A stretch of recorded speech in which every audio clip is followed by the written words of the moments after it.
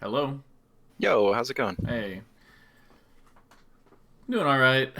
Just dealing with a little tendonitis right now, so Bro, I feel it. I'm right there with you. very annoying. Not even from like playing games or anything. I was just got it from some workout stuff and just being an Damn. idiot a little bit. So now I'm just Yeah, I feel stuck that. doing nothing for like a few days, which is just stupid.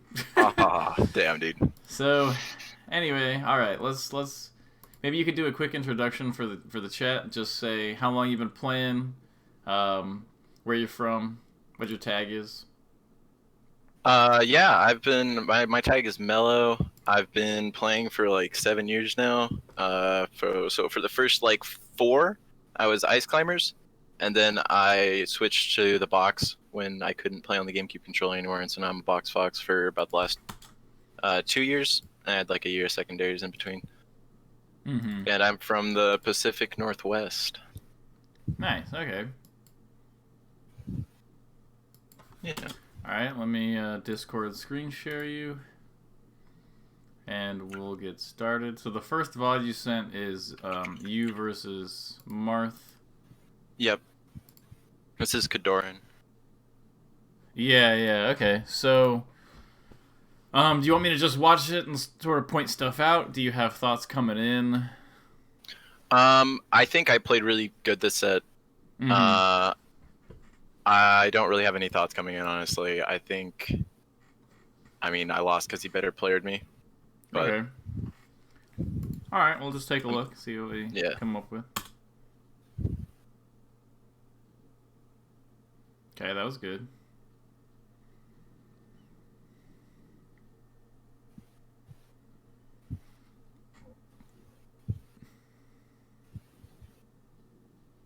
Okay, so it's kind of interesting. You started out with this really good game plan of like have a Mhm. space, and then after it working twice, you stopped doing it so far. Oh, okay. Like you did this really like this is good dash dance in the drill. That was really good. Okay. And then this shield stop nair is not great, but not too awful. Like it doesn't really serve like a purpose because like this is your ideal like this is the ideal thing that happens for you if you do this nair is that he hmm runs into it and it doesn't like get you anything. So Yeah, you if could if probably you just CC it as well. yeah, so like if you wanted to just like drill here or something, it would have been a lot better because you would have been able to get like an opening out of it. That makes sense. Okay, and then you get that. And then you start going for these full hob nairs. These don't really have a purpose. Okay. Because like, so what was this nair attempting to challenge? I guess him moving to that spot and down tilting or something, or possibly like catching a run and grab. Mm-hmm. But like, then again, it's still in there that we were just talking about, and like even if like that's not a good thing to do there, drill would be better in every case, right? Yeah, well, I mean, with this one, it looks like you're trying to hit him, maybe like when he jumps or something like this. This just doesn't. This is basically like the first one is like it's not necessarily bad, but you could do things that are better. Okay. And then, but these types of nairs against Marth, they basically are just sort of making yourself inactionable. Like you can't change your move at this point, and you're just kind of Okay. floating in this nice comfortable range for his sword. True. So I would say like it looks like maybe you started to get a little bit uncomfortable because like you hadn't really made anything super big happen, or maybe like you missed your combo or whatever. But so far in this match, you're winning like by quite a bit in terms of like you've won the neutral very cleanly twice, and there's no reason not to just keep executing that same game plan for a little bit. That's very true.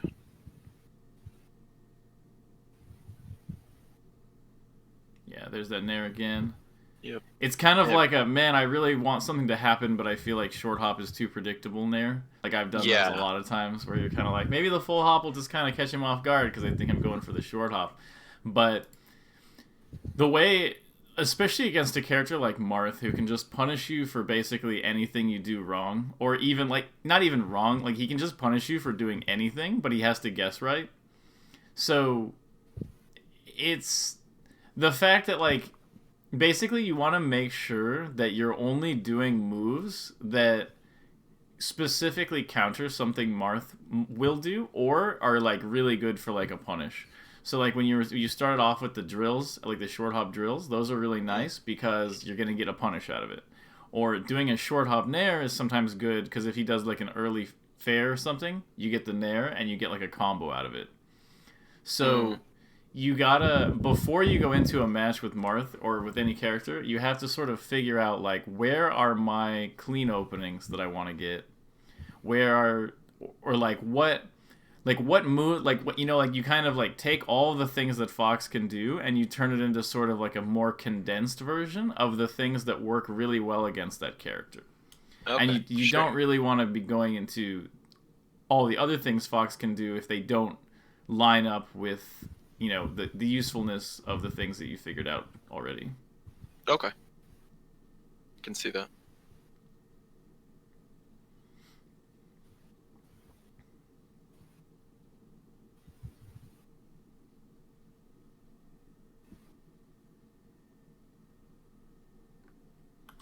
Yeah, this nair's okay. Like nairs are fine. Like the shield stop is just like a little odd to me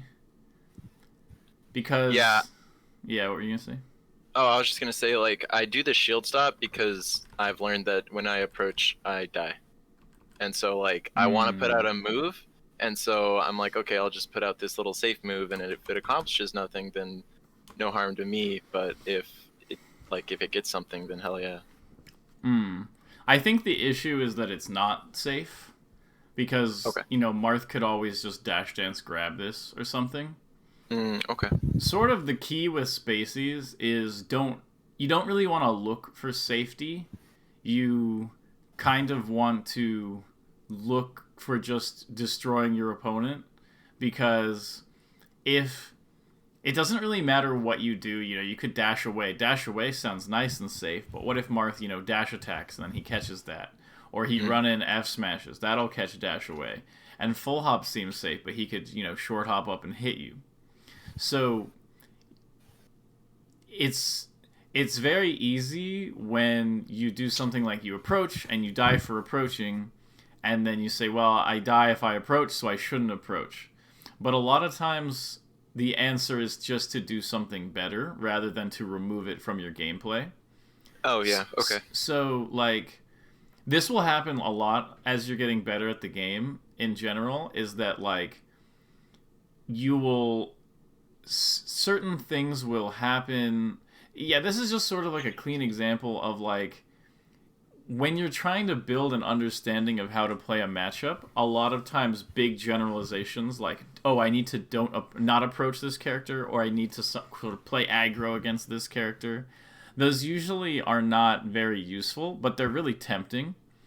But a lot of times the reason why something succeeded or failed is not directly related to like the abstract situation, like of like this is an approach. It's less about like it being an approach and more about like the specific spacing and timing with which you did the approach. So That makes sense. it might be more productive like if you nair in and he grabs you to say, okay, that's a bad nair, I don't want to do that nair, rather than sort of generalizing it to being like about like approaches. Okay, that makes sense. I feel like I should just shine him there. Where? Like when he's just below the ledge stalling, I could just like refresh drop down. Oh yeah, Like, you right could have there. for sure. Yeah. Alright.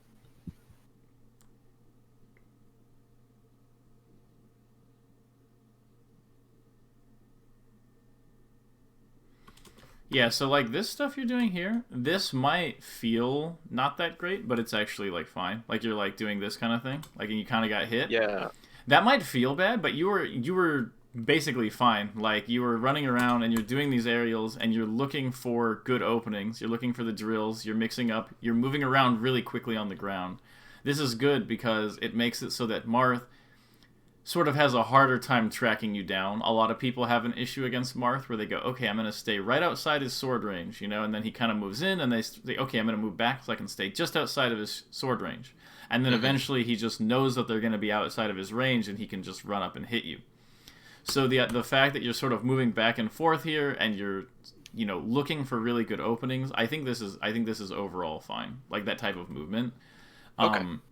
Basically, yeah, go for it. When I see that kind of movement, I'm like, wow, I'm just throwing shit out and none of it is working, and I need to be like slower and I need to be more thoughtful, and I'm just kind of like, I don't know. But you're saying that like that's not that big of a deal Well, because I'm looking for the yeah. right thing. So, let me think about how to describe it. A lot of times, going for moves, if like decisively choosing a position your opponent will be in and then going for a move, and like as long as your character's moving, because like yeah, you can be decisive and just up smash in place, but a lot of times, you know, if your opponent if your opponent thinks you're going to shield and you up smash in place, a lot of times they'll just be able to react to the up smash, like they're still far enough away, and then they can just grab you or something. But especially with Fox, like if you're throwing out a move in this position and then you kind of dash over here and you shine here and then you're moving back, there are a lot of different ways that you can do this. Like Marth has a lot of difficulty predicting exactly what you're gonna do, and if he just swings, like let's say, you know, he up tilts or he throws out a fair or something, you have very easy like reaction punishes. So a lot of times what I'll tell people is that like it's easier to avoid getting hit by trying to hit your opponent than it is by trying to avoid getting hit by your opponent. So if you're trying to hit your opponent, they're forced to, you know, not be in that position anymore so they don't get hit by you. But they don't know if you're going to attack in, and they still have to sort of predict it. And so it sort of gets a lot more complicated than if like you're just trying to stay out of their range or just like avoid them in general. So, and especially with Marth, like he doesn't really have moves that hit on both sides of him very well, especially when he can't up tilt because he's dashing or something. So he has to like really choose which side he wants to be on, and so if you can get like some cross ups on Marth and stuff like that, they're usually pretty good. And something to keep in mind is that like there's like I kind of mentioned it already, but there's nothing you can do that's actually safe. Like especially against a character like Marth. Against Peach, you know, sometimes you can like full hop out of the way, or against Jigs you can shield in a lot of situations that she can't really do anything. But against Marth and Fox and Falco, there's a lot of times where like where there's no option you can do that will avoid all of their options, and if there is one, it probably puts you in a bad spot.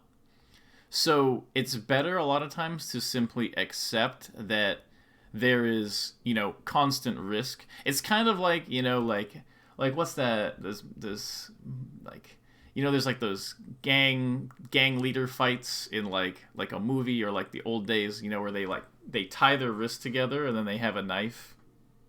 Yeah, sure. You know what Sure, I'm talking sure. about?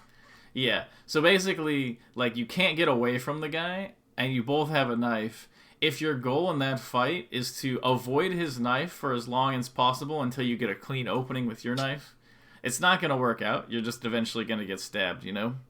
Right. But if you're Okay. but if you're trying to like if you're both in this neutral situation where you're kind of strapped to the other guy and you're trying to get your like it's better to try to get your opening and he has to move around that and try to get his own opening, and it sort of is a lot more even than giving your opponent control and just saying I'm going to try to dodge somehow. Okay. So I think that's like sort of a good analogy to think of it as like you're really trapped fighting this guy and you both have deadly options that you can use against each other. So it's better to try to get them while they're trying to get you than like worry too much about the danger, you know? Because you're presenting a lot of danger to them too. So when I'm doing those like shield stop aerials that are punishable and you know whatever, Should I just not be doing like anything? It's probably situational, isn't it? You're just talking about like the shield stop nairs and stuff like that.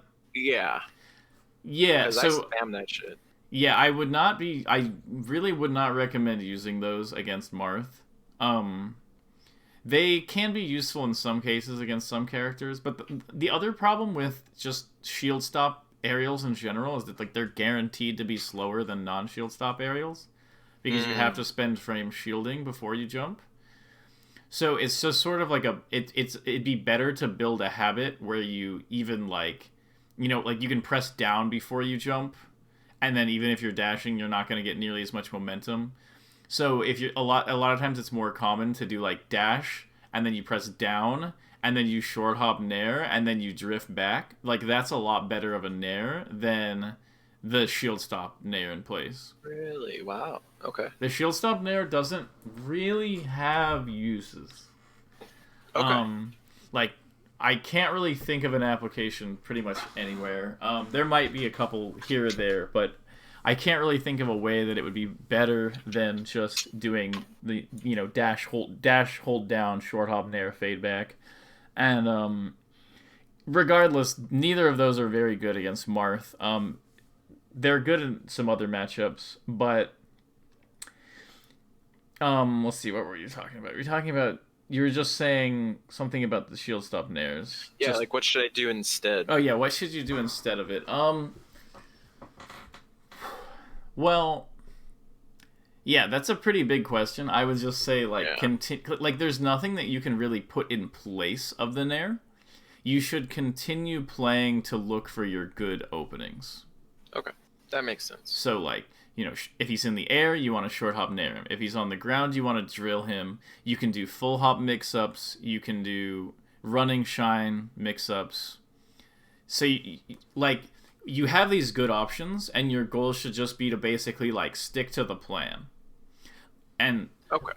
because a lot of times what I'll tell people is like you want to create a game plan based on your own logic of what moves are good and what moves are bad.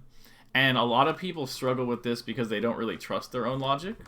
And it makes sense because you don't like fully understand the game. So but the idea is that you need to figure out how to improve your logic. So a lot of times you build a game plan based on what logically sounds like good moves. And if you don't stick to the game plan, then when you watch the VOD, it's kind of just like a bunch of stuff happening. And you're kind of like, maybe I shouldn't have done this there. I mean, I guess like, when's that gonna come up again? But if Right. you sort of figure out the matchup based on like, okay, he has these options that are really common for Marth, and I have this that beats this one, and this that beats this one, and I'm gonna try to bait this out and then do this move, and you sort of have like you should be able to like explain your game plan to someone like with words. You don't have to, you can just explain it to yourself, but you should be able to like explain out basically your whole game plan of like I use this move because if he does this move, it'll beat it and I'll get this combo or whatever. And then if that game plan is flawed, then you can watch your video of it and you can say, okay, I keep doing this because it seems like a good idea. Because, based on my logic, this works. But in the actual game, when I do it, it doesn't work. So why is that? Was I spacing it wrong? Was I timing it wrong? Maybe the option isn't that good, And you can watch Right. some top player VODs and you can say, did they use that option? If they do, does it get counted in this way, And Totally. so by sort of building like a foundational game plan, it's a lot easier to sort of, compare hypothesis and result if you are sticking to the plan and you can incrementally improve it based on analysis. That makes a lot of sense.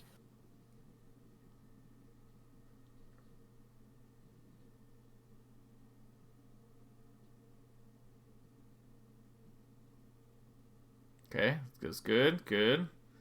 Okay, that's totally good.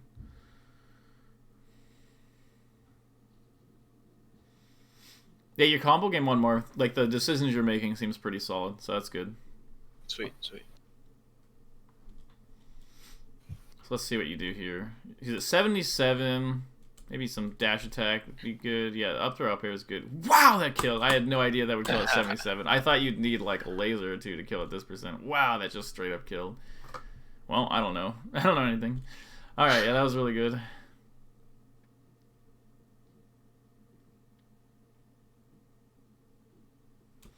Yeah, so this was almost really good. So this initial spacing you're doing, this is good. Like that drill was fine. Because you're saying, you know, you're choosing positions where you think Marth might be, which is generally good. So you're like running away, and then you're like, okay, what I think is that Marth is going to chase me here, but he doesn't want to fully commit to the chase because he's afraid that I'll come in here. So he might, you know, chase me a little bit and then go back. And that's kind of what it looks like you're thinking because you read this right here, which is Marth came in and then he went back when he sort of saw you going back. This is totally fine. Like that was good. And then so you dash dance for a second, and then I think it's not that you never should get hit by this nair. Like it is a thing that people can do, but you like the goal should be you want to like it looks like that run in you did there reminded me a lot of the full hop nair, where you sort of kind of waited until you felt like it was maybe a good timing, and then you just sort of went for it. And what you want is like if you think now is a good time to go for it, it's not a bad instinct to have, but I would say replace actually going for it with threatening to go for it. So if you're in this situation and you feel like you can feel sort of like a rhythm to it where you're feeling like, all right, now might be the time, doing like this long dash in and then doing a quick dash back and then dashing in, obviously that would specifically beat this, and so I'm not expecting you to perfectly counter his option every time, but there's sort of this idea of like I'm either playing, so you're either like doing this where you're like, okay, I do one mix up and I go straight in, which is not a bad thing to have as long as you like, you know, vary it up. But then you have this, like this is clearly very safe movement. You're not threatening anything. This is very much like waiting for Marth, and then you go like full aggro. Yeah, and then he swings. Totally. And so what I want is for you to explore this sort of middle ground a little bit more, where it's like there's sort of safe-ish dash dancing over here, and then there's like these like read approaches that you do. And both of those are good, but you also need to have a middle ground where it kind of looks like you're going to do one of your read approaches, but secretly you're still waiting to see what he does. Okay. That makes a lot of sense. Yeah, that was good too. That was just a mix-up on the landing. That's fine.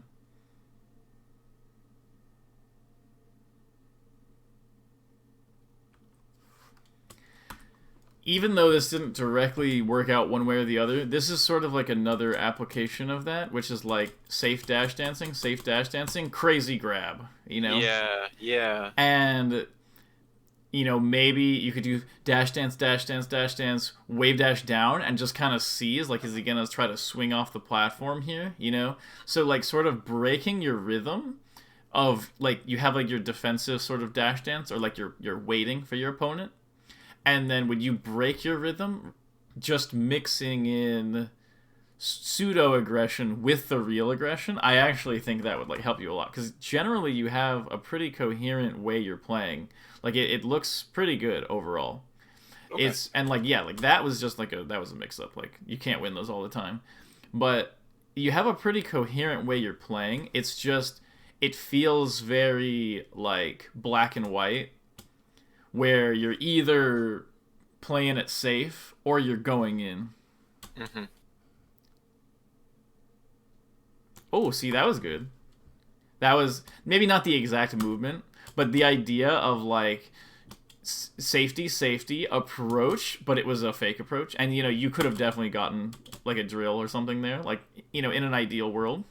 Right. So, like, but the idea of, like, doing the, not approaching, approaching, and then it's not a real approach, those are really, really effective. That makes a lot of sense.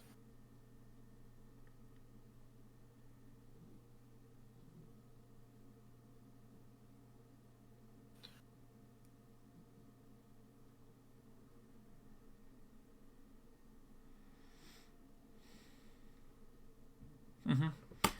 Yeah, and there was nothing, like you said, it seemed like he kind of just, like, better playered you. Outside of, so, like, yeah, like, your combos into edge guards could have been a little bit cleaner. I didn't really see, I don't know if you've seen IBDW's flowchart for edge guarding Marth. No, I haven't. Okay, yeah, he has a video on that. I can link it to you afterward. Sweet. It's really, really, really good, and I immediately stole it, and it helped me edgeguard Zane, like, a lot better. Cool. So, I think by implementing that and getting better at sort of edgeguarding Marth, you'll get a little bit more comfortable with how you should combo, because your combos right now, what you're doing is fairly solid, but I don't feel, like, confidence in the direction that they're going. Like, you're kind of like, I'm going to hit this, and, like, I can kind of just keep the combo going. Like, that's my goal, is to, like, kind of keep it going. And eventually, maybe I'll get some up smash or something, But yeah. when you have more confidence in the edge guard, then it sort of, like, comes together a lot more. Where, like, if Marth DI's on the stage, then you can keep up airing him. And then if he DI's out, then you get a shine or, like, a back air. Something to send him off stage, and it feels a lot better than just kind of comboing him more and then, like, looking for the shark, which is, like, not bad, which is why you're kind of getting, like, not bad results with it. But, like, by having, like, a deadly edgeguard as part of it, like, that is gonna be the majority of your kills on Marth will usually come from edgeguards. So by getting the edgeguard flowchart down and being able to, like, sort of take quick stocks more often, and then also focusing on the good openings and not worrying about, like, that short hop nair thing you did, like, you'd have a lot higher chance of, like, winning the match. Okay. Yeah, that makes a lot of sense. Okay, so that's one match. Let's move on to the second one.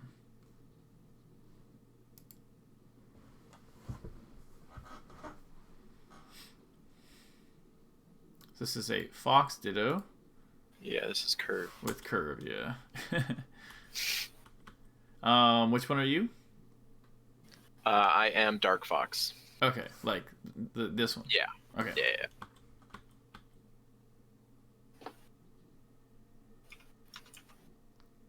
Yes. So in this matchup, those nairs you do aren't nearly as bad as in the Marth matchup. I still would recommend not shielding to do them. Like, so this nair that Curve does here, like this, he overcommitted going forward a little bit too much, and you could have easily, like, shined out a shield here. But, like, generally, this type of nair is better than, like, the shield stop ones you're doing. Because if you wanted to do the shield stop nair here, like, if you wanted to do this shield stop nair, like this one, doing just a backward short hop nair would have been the exact same thing, but faster. Okay. Okay. Let's see. Gotta shine out a shield those.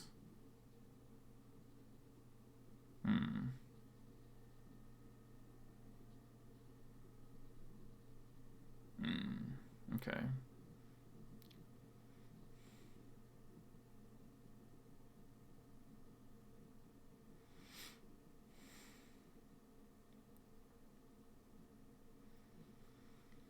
Okay. I'm kind of getting an idea of this one. Okay, I'll watch it for a second more. Yeah, For sure. Seems... Okay. So, this matchup is, like, disturbingly fast, right?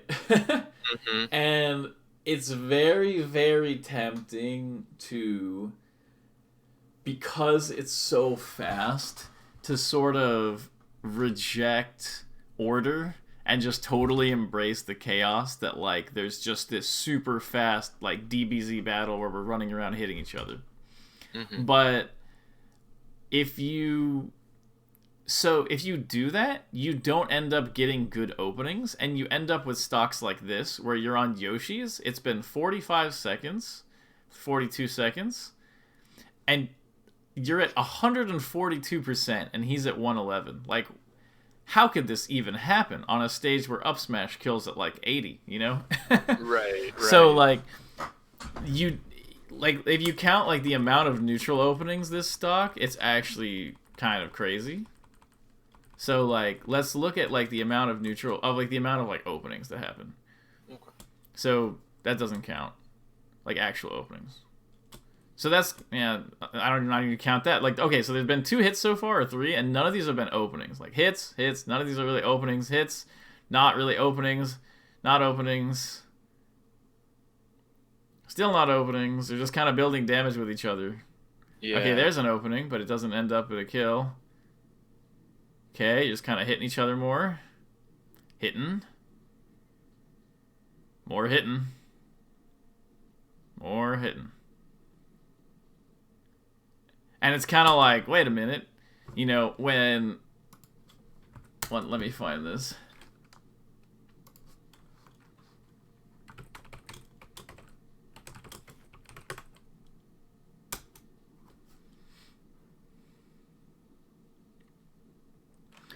Sorry, my computer is being a little slow today. No problem, dude. Okay. So let's look at what the Fox Ditto is supposed to look like.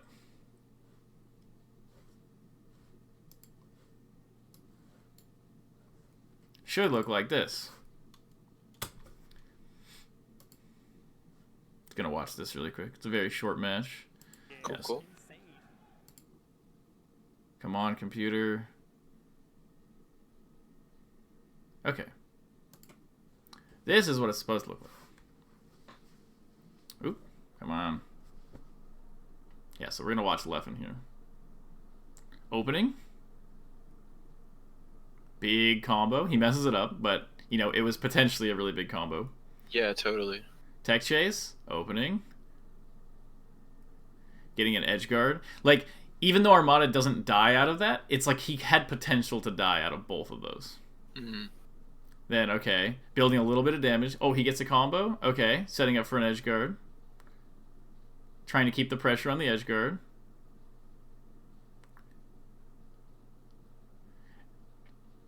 And so notice that it's a lot of times you're not going to get like the real 0 deaths, but it needs to like be moving in the direction of a 0 death at pretty much any point.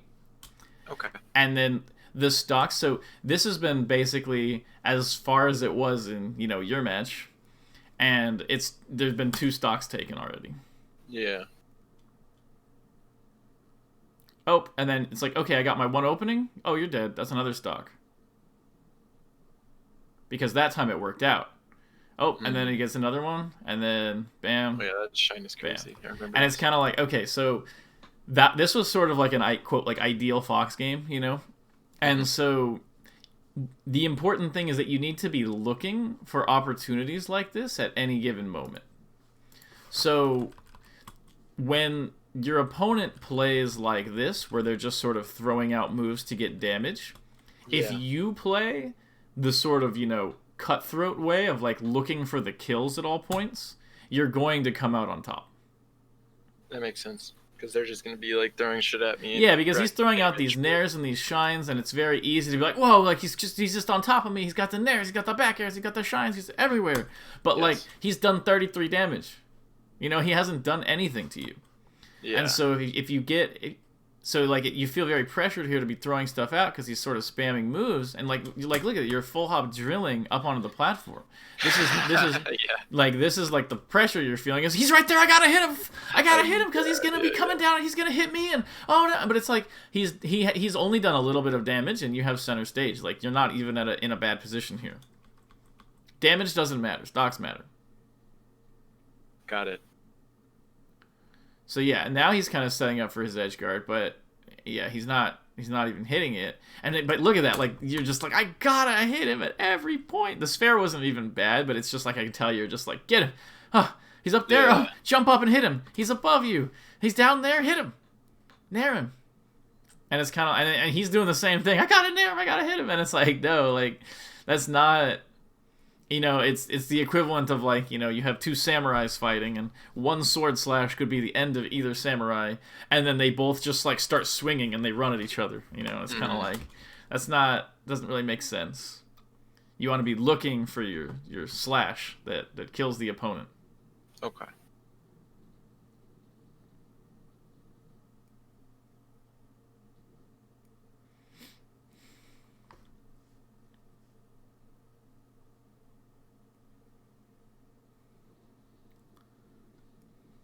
Yeah, so he's just like throwing. Yeah, but he kind of catches you in this pace of like, I need to fight too, because he's spamming moves for no reason.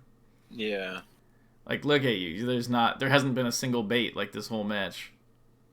And so the thing is like, you can't react to what Fox does, and I understand that that's very, like, sort of off-putting, that, like, you can't, safely look for opening, but you can play at ranges where he does have to commit something to, like, this was good, where, like, you're kind of hanging out here, and you're waiting, and then you find this opportunity where he comes off the platform. That's more how you want to play the Ditto, rather than, like, this, where you're just kind of like, there, get him, like, instantaneously. Right. Like, look at you guys. Look at you. Like, you're just building damage. Like, yeah, this a guy couple likes of to old fight friends. for some reason.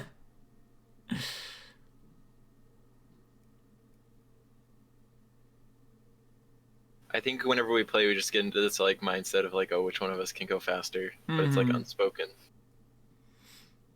And that's fine, but it doesn't actually get you better at the game. In fact, it makes you worse.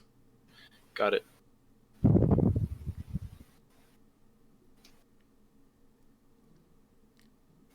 Like, it's just so much, like, chaos. Like, you want to introduce order to the Fox Ditto, and your goal with introducing order is not to react to everything, but you need some form of order. Like, you want it to be like, okay, are you gonna commit to this? Can I bait you? You need some, because, like, if you don't have, like, a framework for, like, why, like, not everyone agrees on exactly which decisions are the best and why. But you need to have some framework for why your decisions are good. It's kind of like you're like a lawyer in, like, a court case. If your argument is like, just look at the guy, he's not guilty, you're not a very good lawyer. You need like arguments. You need reasoning for why to kind of sell your case to everyone of, like, why, in this case, why you're the better player. So you need to, like, you're both interacting with this game, and it's impossible for either of you to be perfectly right. But, imagine that the game is going super slowly. You want to have logical arguments in your head as to why you are the better player. You want to say, I'm going to win this match because he's doing these things, and I have these ideas, and my ideas are superior to my opponent's ideas because of X and Y, and therefore I will win the match. And if you can't logically explain to yourself why you're going to win the match, you're probably going to lose the match. Yeah. So, like, before you play a guy, think, okay, he's going to, like, Curve is going to just throw out moves. Maybe I can win by having a bigger punish game because he's not hitting that hard. That's, like, a possible avenue of, like, this is a way I will be better than him. And so right now you're kind of going in the same direction where he says, I'm going to win by being fast. And you go, okay, oh yeah? Well, I'm going to win by being faster. But the thing is that speed doesn't determine the victor, ever. Like, the game is a game of stock counts. So, being fast might give you stocks for other reasons, but being fast itself is not a reason why you will win. Okay. It has to be like, well, I'm faster than them, so maybe I can intimidate them into throwing out moves, and then I'll be able to, win there. Or if I sort of create a lot of scrap situations and I'm faster, my opponent might, not be ready to make decisions so fast and they might slip up. Maybe you can reason like that. But just being like, well, I'm fast, so I'm faster, that's not going to get you anything. And so you have to reason out ways that you are better. Okay. Okay. And I can give you a good example of that after this match. Sweet.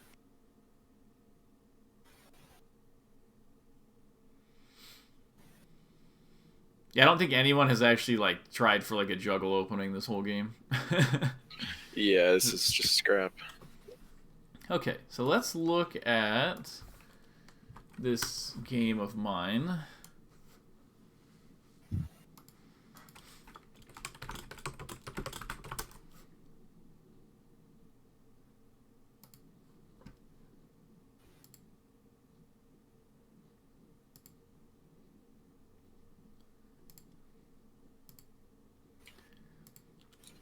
Okay, so this is me versus IBDW from Big House, seemingly last year, but actually 2 years ago. Yeah, for sure. Just because of the pandemic. But basically, so the idea is, I know at this point that Cody has better tech skill than me. He's more consistent. This is my reasoning going into this set. Cody has more consistent tech skill than me. Therefore, his combo game is a lot better. And so when he won game 1 on Battlefield, my goal was I'm going to choose a small stage. Because on a small stage, his combo game is less relevant. Because, like, if you're playing on Dreamland, big combos are a lot more relevant. Because you can get, like, 100 damage into a back air and then get an edge guard. Whereas on, like, the smaller stages, a lot of times the edge guards are more prevalent. And so what I was thinking is like, okay, I know at this point in time I'm a better edge guarder than Cody is. And I know that he's better at combos than me and he's faster.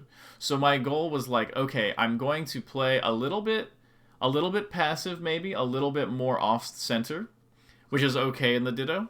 And I'm going to look for edge guards to sort of like get around his advantages. So I'm going to use my advantages of having a read on his edge guards and sort of, you know, being better at playing off center than he is at pushing me out of the center. And I'm going to try to use edge guards. And you sort of see us clash in that way here. So you see me, like, I'm not going in for anything aggro at the start. I immediately go under the platform to play a little bit, you know, off center. And I'm kind of playing slow here. And he's just, you know, he's outspeeding me at this point. He's running around, he's throwing stuff out, bam, bam, bam. And I'm kind of like, okay. So I'm sort of trying to play, I'm like, okay, none of this matters because we're on a stage where I don't need a combo to win. All I need is, and I'm doing a pretty decent job of not letting him get any heavy hits. So notice that like when I get this up tilt, I immediately go for the double shine. I'm thinking like, okay, if I can get in here and get this early kill, I can cement a lead, and he'll have trouble coming back. Right. Okay. So this is like, obviously you don't have, you could be the Cody here, you know? You don't have to be the me. But I'm just showing you that like you want to find ways in which you have the advantage and you want to push those. And so this happens, and so I'm like, okay. And so I'm nodding because, you know, he feels like he SD'd here, but it's kind of irrelevant in Fox Dittos because, you know, any button you press could be an SD because the other guy could just randomly shine you. So yeah. I'm just sort of like, okay, I have the lead, so now I'm going to, you know, play a little bit patient. I mess up my ledge play here, though, and I think I might, I give that up. I go, okay, going for the edge guards. Going for the edge guards, going to try to get an even bigger lead, which I do. I can see him next to me getting a little frustrated. I go, okay, everything is according to plan. We're going to continue going for the edge guards and playing a little safe. So he's tilting a little bit here. So he gets his kill. And I go, okay, I still have a stock lead. I'm going to continue playing to my strengths. Playing to my advantages, I should say. And notice that I'm awful at comboing, you know, right now especially. I was not getting any combos. But I'm doing my best to just use my moves to set up for edge guards because I know that my edge guards are good. This is a crazy situation. Okay, and so notice that 1 minute and 18 seconds have passed, and it's 1 stock to 3. Like, literally, there have been 4 stocks lost in the first minute and 20 seconds. This is a lot closer to how a Fox Ditto should feel. Right. And so, yeah, he gets this. I go, okay, I'm still a stock up. Remember, I'm playing off-center. Notice that I don't immediately take center. I'm playing off-center in this match. And I'm looking for edge guards, which is the running up double shine. I'm sort of continuing to play off center. Look at this. I'm not ever engaging in the center. I'm like, okay, I'm in the corner-ish. I'm over here. Now I'm under this platform, going for these shines, looking for... That was kind of a bad name. Obviously, there's a lot of bad decisions go on in tournament, but I'm doing my best to steer it in the direction that I like. And notice that, like, I haven't done a single combo like this all match, whereas, like, he's really consistent at these. So I go, okay, it's fine. Just keep him in the corner. I'm trying to apply some pressure, hoping that, like, he'll sort of get antsy and press buttons, and that I can get, like, a win. Right. Okay. And yeah, notice that he's just moving like 100 times faster than me.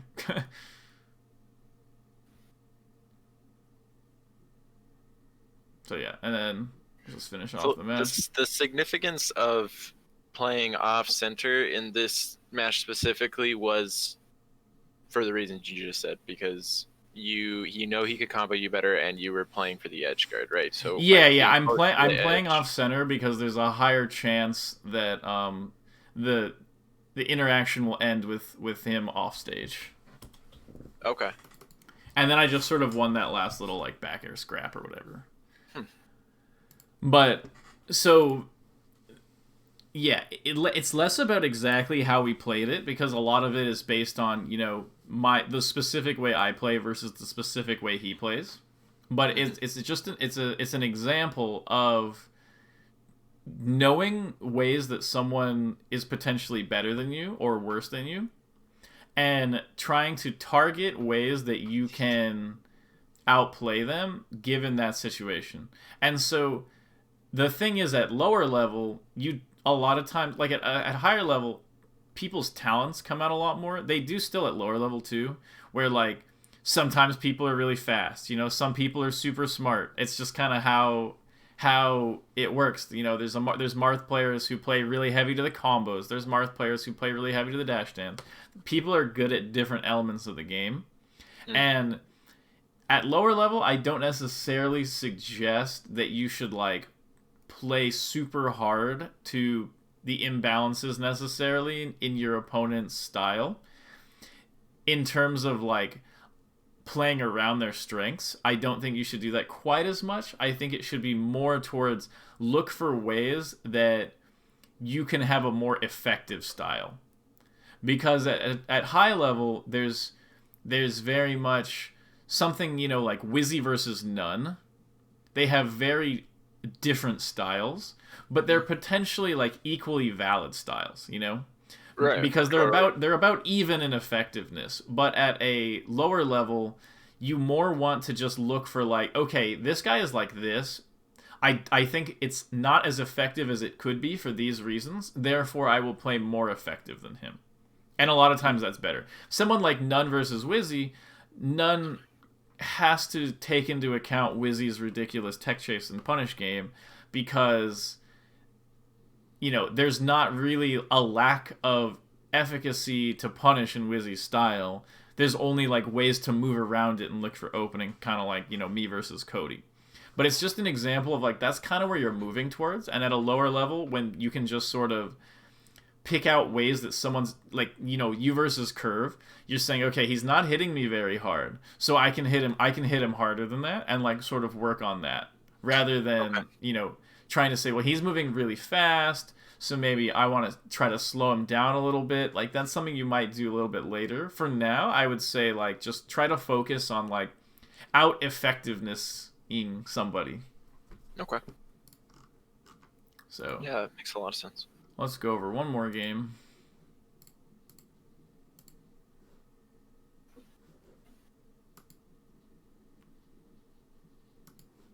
Okay. Yeah, I was up 2-0 on this guy in this set. You're Blue Fox again? Yeah, Blue Fox again, yep. I don't even remember what happens, but I do remember that he beat me, and I was like, oh, wait, this guy's actually pretty good.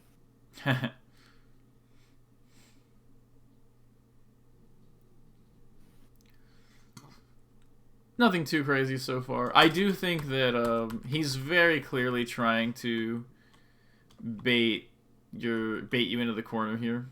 Yeah. So a lot of times when somebody wants that, I don't like to give it to them, but it's kind of not a huge deal.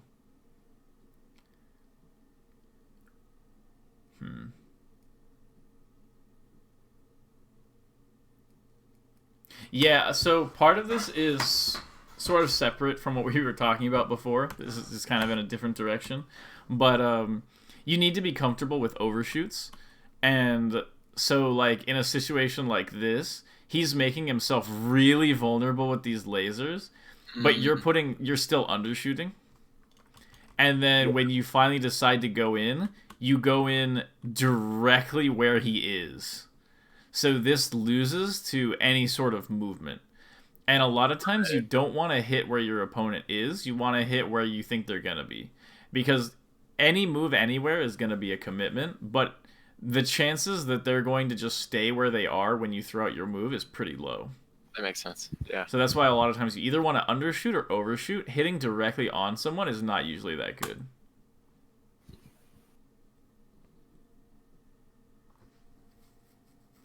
Okay, he just reads that.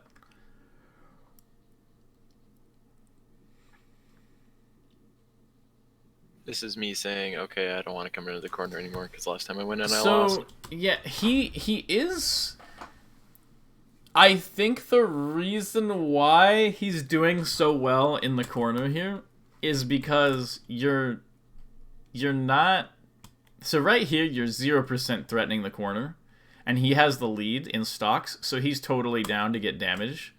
And then when you go in, you're not pressuring the corner. You weren't ever here to pressure the corner. You just sort of go in, which is that thing we were talking about before, with like total defense and then just total offense. Yeah. But you're like, if you're going to go, balls to the wall, crazy offense, you gotta at least like go all the way in. Because you're like, that's it. He's going down, and you're going for this crazy attack, and then you kind of like undershoot, hoping that he comes in. And it's like, if you're really gonna go for this, you might as well just nair all the way into the corner, because that way at least there's no way he can avoid you by like hanging out here. So it's less about going into the corner there and more about, like, notice this attempt into the corner worked out, because even though you went crazy and you didn't really like try to out neutral game him here, you went for like an option where like it's gonna hit him if he stays here.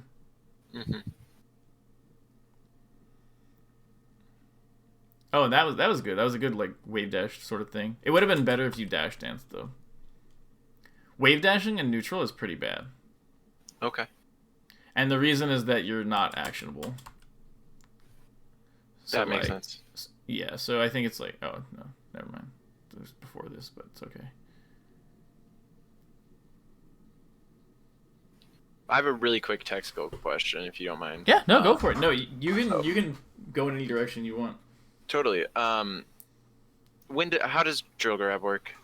Because I feel like it's either super tight or like I'm just bad at it. Like I don't know what I've heard that it's the staleness of the drill that makes it true, and I've heard that certain hits of the drill make it true, but I have no idea. Okay, so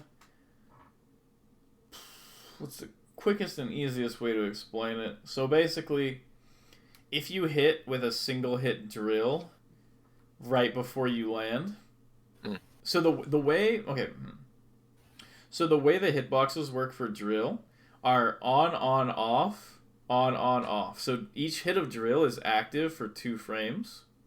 Okay. And then it's off for 1 frame. Okay. So if you're repeatedly drilling someone, then it goes, because it's like on, off, on, off. So what'll happen is you'll hit with the first frame of the on. But the second frame of the on obviously doesn't hit because it's the same hitbox. Like, you just hit him with it, Right. So then the next frame will hit. So the way it works is it goes hit, miss, hit. Wait, sorry. Hit, miss, hit. Does that make sense? Yeah. So, okay, so, like, this is going to be pretty ugly, but I'll do a paint thing. Cool. So we have like hitbox. Wow.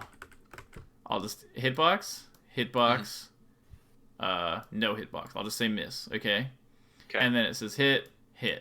But these are like grouped. So if this one hits, this one doesn't. This one doesn't hit. Totally, totally. So it has this effect where it goes hit, miss, miss, hit. So there's Ah. like 2 frames in here where it doesn't hit between the hits of the drill. Okay. And so because of that, you can do a thing where somebody is like you're on the ground and or somebody's like right here and you hit them with the drill. You're like, drilling like this and you hit them and then it goes miss, miss as you're falling, right? And Yep. then land. And so that would be you hit them and then there were 2 frames where you didn't hit them and then you land and then you have to do your landing lag, which is 9 frames, and then you grab. And so that is obviously 2 frames slower than if they're right here. Let's say you hit them with, you hit the drill and then the very next frame you land. Then Okay. Yeah. these 2 frames of emptiness aren't there anymore. Got it. And so this is the ideal drill. And so the idea is that if your drill is staled at all, so let's ignore when it's like really stale. So let's say you're staled once or twice or whatever, and all of that is the same, where basically you have 1 less frame of shield stun if the drill is stale. Okay. So Of shield stun, not of shield and hit stun.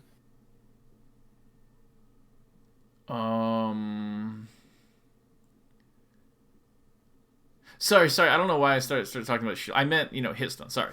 Okay. Sorry, Yeah. No, I got mixed up because I drew a circle. So I was like, oh, there's a shield. I'm just being stupid. So basically, there's a variability in like so if you hit a single hit drill, it's easy to like hit the drill the frame before you land. It's not easy, but like, it's theoretically possible you could just get the timing down to hit the drill 1 frame before you land. And there's actually a special timing for it where if you short hop and then at the peak of your short hop you do a fast fall and you drill in the same frame, it'll actually hit right before you land. Oh. Or 1 frame apart, whatever. But like basically if you do the Yeah. frame perfect one, it'll actually hit. But nobody really does that, but it is a thing you can do to try it out or whatever, But Nice. so basically the idea is that is the ideal situation, and that's where you get those numbers of like where it's like, there's like a partial range for something being like guaranteed or not. Where like, it'll say like it has 6 to 8 frames of advantage or something like that, and that's because of this, where like there might be this gap between the hits. Okay. Between the hit and landing. But the way to think about it is just drill and then grab on frame 1. And if you're trying to do like, you're not going to be able to be like that was a frame 1 landing, so I should grab. Like, I would not recommend trying to do that. Right. What I would recommend is just have the awareness of like what this is, of that like there's a perfect one and then there's like 1 frame off from perfect and 2 frames off from perfect. And like if you're doing like a repeated drill, it might be like hit, miss, miss, hit, miss, land or whatever. And so you're 1 frame off from perfect despite the fact that you started the drill all the way up here. So it's just the way that the falling frames work, and you're not going to be able to like fully predict it. So the best thing to do is just drill and then just press Z at the exact right moment. And the thing is that your opponent can't shield to get out of drill grab, because obviously the grab will still beat the shield.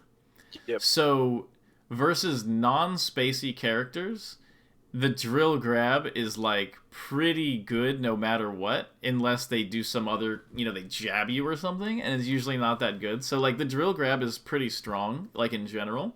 And then versus certain characters like Fox and Falco, they can shine out of it. Yeah, I get shined out of it a lot. But the thing is like you can't react to when the perfect one is happening, and neither can they. So, but here's the thing, is that because you control your fastfall timing, you control when you land. So you can guarantee a perfect grab. You can't guarantee a perfect landing. So let's just stop thinking about that. You can't guarantee a perfect landing. There's going to be like 1 to 2 frames of chaos here where neither of you knows if it's perfect or not. Mm-hmm. And so, but the thing is, you get to choose when you land. So you get to always be able to do a frame perfect grab after your landing lag.